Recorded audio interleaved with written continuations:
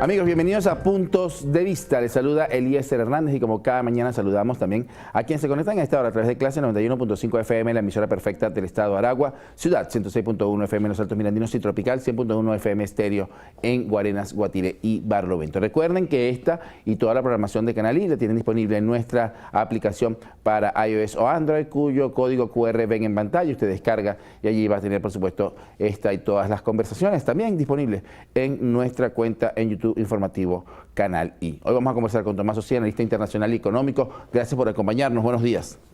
Mucho gusto estar aquí contigo en el programa, en el canal, con todos los venezolanos, en la búsqueda de la información. Ante tantas opiniones que existen, tanta confusión en las redes, poder buscar la opinión y tú eres bueno en la pregunta para la información. Muchísimas gracias. Queremos iniciar precisamente porque hay temas internacionales que no paran. Sí. Esta situación que ocurre en Medio Oriente, hoy amanecimos con un nuevo ataque en la Franja de Gaza, que si bien muchos venezolanos dicen, bueno, pero eso está muy lejos de acá, muy lejos de nuestro territorio, ¿en qué nos puede afectar? ¿O de qué manera nosotros nos vemos de alguna manera salpicados por esta situación? Claro, hay que estar muy pendientes porque toda la información es que Israel tiene su temor en relación con la situación cercana de Irán, de los países alrededor de la franja y de una disputa de hace muchos años de territorio, pero de defensa también, que razona. Así que no es fácil porque además Estados Unidos está velando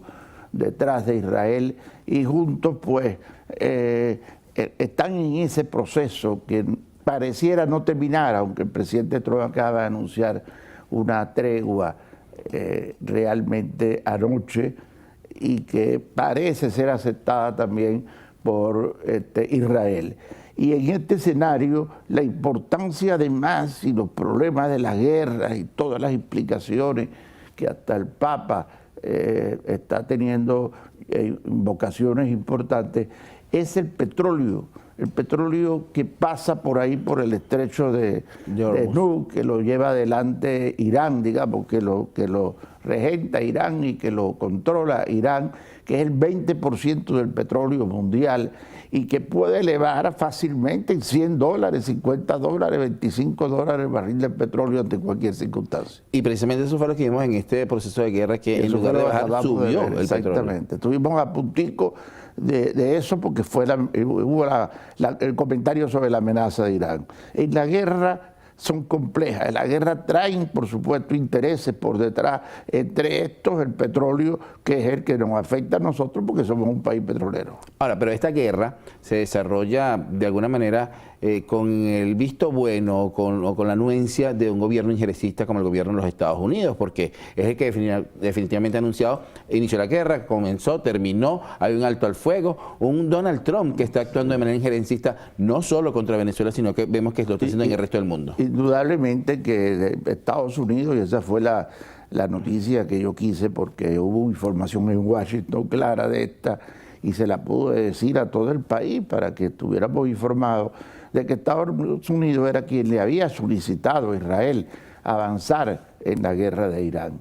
Se mantuvo fuera, pero fíjense que al final pues terminó con los bombardeos sobre las zonas, aparentemente proceso nuclear de Irán, como razonaron, en defensa de la soberanía de los pueblos, y ese es el gran problema, que los países a veces actúan en nombre de un pueblo que no sabe que realmente están actuando, no lo ha pedido, o al fin y al cabo son los políticos o el dirigente de un país el que vela por los intereses de la nación. Así debe ser, pero para la guerra es más complicado porque hay más intereses. Y tanto es así que salieron a protestar en Estados Unidos en contra de esa decisión, mientras que en el Estado sionista de Israel habían pancartas felicitando a Donald Trump. Claro, esa política del presidente Trump de América, Estados Unidos para los americanos, que ha establecido y que ha traído todas estas desigualdades con el tema de la inmigración,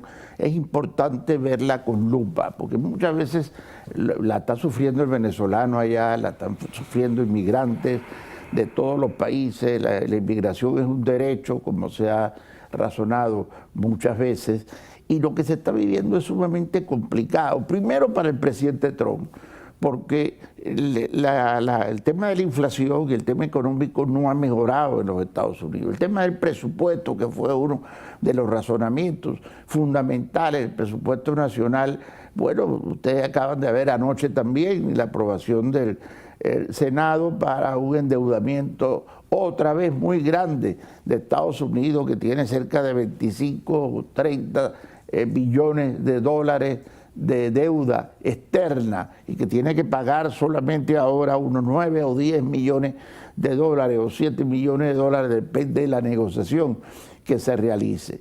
Y el presidente Trump tiene un problema muy grande en estos momentos, que es el tema de los demócratas. Los demócratas son 50 y 50 del país y del Congreso y de la Cámara de Representantes, con un voto de diferencia, 2 a favor del presidente Trump, 3 incluso, que fueron los que llevaron al presidente Trump a tomar la decisión de la salida de Chevron del país, porque no quería inconvenientes en este sentido. Bueno, los demócratas han dicho, y con eso les dejo la foto al momento, que lo están esperando. Tiene más de 100 algo de jueces en todo el país cuestionando las decisiones del presidente Trump. Lo están esperando después de las decisiones de medio tiempo, que es ahora en noviembre. Por eso quiero resaltar el momento, la foto que estamos viviendo con Estados Unidos. Y si el presidente Trump no saca la votación suficiente ahora en noviembre para continuar adelante, los demócratas quieren hacerle un impeachment, que es una solicitud de renuncia al presidente de la República. Así están complicadas las cosas en los Estados Unidos. Ahora, pero ¿por qué Donald Trump actúa de esta manera? Sabemos que es un hombre que viene del mundo del espectáculo, del mundo del show, de la televisión, y que sabe manejar muy bien este tipo de temas. Fue un presentador de televisión, pero además un magnate millonario al que supuestamente renunció para dedicarse a la política. Ese análisis lo queremos a regreso a esta pausa. Fondo, lo vamos a hacer a regreso a la pausa. Sí. Con nosotros Tomás Socias, analista internacional y económico. Estos puntos de vista. Ya venimos.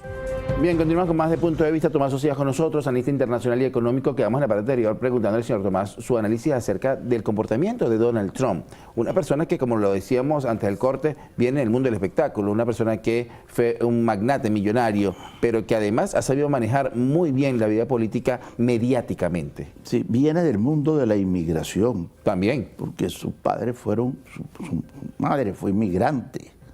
Entonces, generalmente las personas que han tenido dificultades de esa naturaleza en la vida, en vez de inclinarse hacia el apoyo a los sectores de menos recursos, entender la necesidad mayor de lo que significa el emigrante, lo que hacen es cruzarse a la acera del medio, o sea, ignorar su pasado como tal. Y eso hoy en día la psicología, los analistas lo tienen sumamente claro en el estudio de las personalidades difíciles.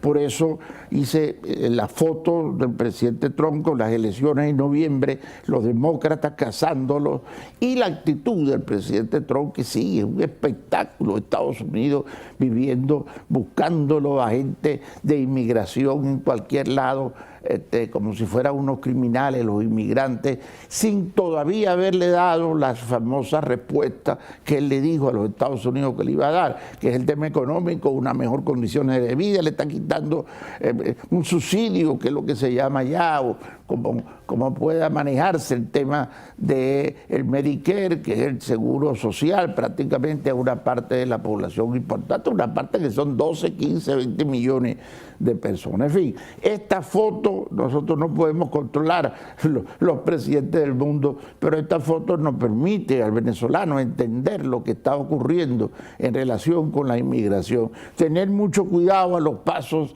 de inmigración que se vayan a dar, tener mucho cuidado también en el tema de su presencia en los Estados Unidos, entender el eje político en que Venezuela está, país caribeño, país petrolero, a 2 horas 45 minutos de los Estados Unidos. Infundir miedo ha sido la política de Donald Trump desde el momento de su llegada. Y digo infundir miedo porque desde que llegó dijo: voy por los inmigrantes, voy a estar detrás de ustedes. Ha desempolvado esta ley del siglo pasado en la que la ICE sigue en la calle buscando inmigrantes, incluso separando a sus familias, a los niños. Hoy Venezuela denuncia 18 niños secuestrados por Estados Unidos separados de sus familias, pero además la creación hace 2 días de una cárcel que él ha llamado Alligator Alcatraz, Sí, para recordar ese Alcatraz de la antigüedad. No solamente eso, sino la activación de Guantánamo, donde mandó una serie de prisioneros. El Salvador, donde negoció algo no claro. Sí, no es claro, para decirlo de alguna manera. Te mando unos prisioneros que además son extranjeros, no son del Salvador, que no cometieron el delito en El Salvador, sino supuestamente en los Estados Unidos, si es que lo cometieron, porque sin demostración, sin expediente, los mando para allá, alquilo unas cárceles en El Salvador, y ahora la pensión, digamos, la prisión que tiene en Florida, junto con la inauguración de una prisión en el medio del mar, prácticamente, que es la Alligator, que es la que está en esto mostrando, donde va a enviar a detenidos que al fin y al cabo son detenidos de inmigración, ni siquiera son personalidades en el mundo de la delincuencia con juicios convictos, o sea, o no convictos, pero con juicios, con cierre de juicio que pudiera tener alguna razón en querer depurar. En fin, el tema de Estados Unidos, repito, nos interesa y hablamos de él como noticia, como tú lo preguntas, porque estamos a 2 horas 45 minutos de los Estados Unidos, porque tenemos petróleo, porque el 78% del plantel industrial económico de Venezuela tiene que ver con Estados Unidos. Levantamos un teléfono y pedimos cualquier repuesto en la industria, en el comercio, en los servicios, como tal, y porque nos afecta el tema de las sanciones que injustas, ineficientes, inoperativas, porque no logran los cambios de gobierno como quiere el gobierno de Estados Unidos en cualquier país donde la trata de aplicar, y que terminan dañando a la población. Pero también es un tema cultural. Esa ideología que ha tenido el pueblo venezolano, y sobre todo de nuestra generación, que decía que Estados Unidos, el famoso está barato, dame 2, o me voy el fin de semana a Miami de compras y vuelvo. Muchas personas veían ese lugar como el destino ideal de los venezolanos, y también decidieron migrar buscando ese sueño americano. Porque estamos a 2 horas 45 minutos de avión, o sea, estamos al lado de los Estados Unidos. En un vuelo, pero muchos decidieron irse caminando. Claro, sí, somos el país más cercano de los Estados Unidos, fuera de México, que es otra cosa, digamos, el país más cercano de toda Sudamérica y del Caribe, que está realmente en un proceso de cercanía geográfica, económica y de interrelación. Teníamos 10 vuelos, o lo mismo que tenemos para Bogotá en estos momentos, probablemente duplicado para las diversas ciudades de Estados Unidos. Eso motivó, y es lo lógico, pues un proceso de cercanía de Estados Unidos. Pero eso no es todo, la parte turística, sino la parte comercial, económica del país. El petróleo venezolano está hecho para la refinería de Estados Unidos. El presidente de Chevron le acaba de decir al presidente Trump otra vez: usted está cometiendo un error, usted no tiene la reserva suficiente de petróleo, la seguridad de Estados Unidos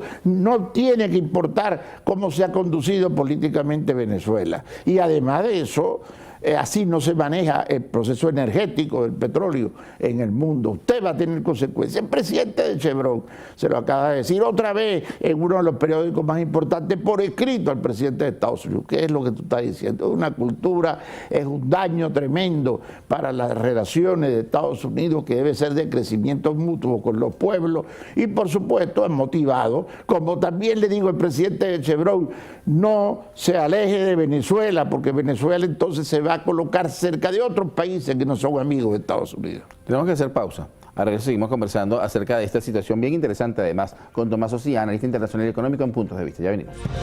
Bien, continuamos con más de Puntos de Vista. Tomás Osia con nosotros, analista internacional y económico, y precisamente la parte económica yo creo que es un tema que debemos tocar, porque en los últimos días los venezolanos hemos sido testigos, ¿no? Hemos sido víctimas incluso de lo que estaba ocurriendo con los bancos venezolanos, y que Eliezer Hernández en lo muy particular considera que pudiera ser incluso un ataque en contra de la economía venezolana y de los bancos de nuestro país, porque hemos visto muchas dificultades. En días recientes el Banco de Venezuela tuvo una situación en la que apareció dinero además en la cuenta de sus usuarios, pero se la quitaron al rato. Ayer el Bancaribe decía que se había desaparecido parte del dinero de los usuarios del Bancaribe. BNC tiene una semana con problemas en las plataformas. ¿Qué está pasando en una situación como esta, que en lo que yo repito puede ser un ataque a nuestro sistema financiero. Sí, es un proceso tecnológico que desampara más al venezolano de a pie. A todos los venezolanos acabamos de ver, y tú, Eliezer, que eres un analista en el área de la información y buscas la información, acabas de ver una guerra entre Israel e Irak de drones. O sea, sin ejércitos, digamos, sin que necesariamente haya sido un tema de exhibición o aviones o buques especiales o tropas, ¿no? Sino tecnológicas, como está ocurriendo con la situación de algunos bancos. El problema es que el venezolano de a pie se le dijo que ahorrara en los bancos en divisa y se le permitió abrir su cuenta en divisa. Ahora tiene temor, además de que no puede abrir su cuenta en divisa porque el Banco Central no le está suministrando a los bancos los dólares suficientes. Y ahora, ¿dónde guardo yo mis 100 dólares o mis 40 dólares, mis 20 dólares para que me rinda dentro de 2 meses? Tengo un problema de temor en relación con los bancos. Las instituciones financieras son muy serias, las instituciones financieras están protegidas en Venezuela como en muchos países por la vigilancia del Ejecutivo Nacional, y estas situaciones hay que verlas como situaciones de conflicto, una guerra tecnológica en la cual está sometida el mundo, y que se esperan los anuncios para tratar de poder recuperar toda esa confianza que el sistema financiero puede tener. ¿Cómo se encuentra la salud económica y política de Venezuela en este momento? Bueno, tenemos muchos inconvenientes, pero el primer semestre, que fue un semestre no muy bueno, por el tema petrolero sobre todo, acaba de pasar. Y lo que se espera para el segundo semestre es una situación similar a esta.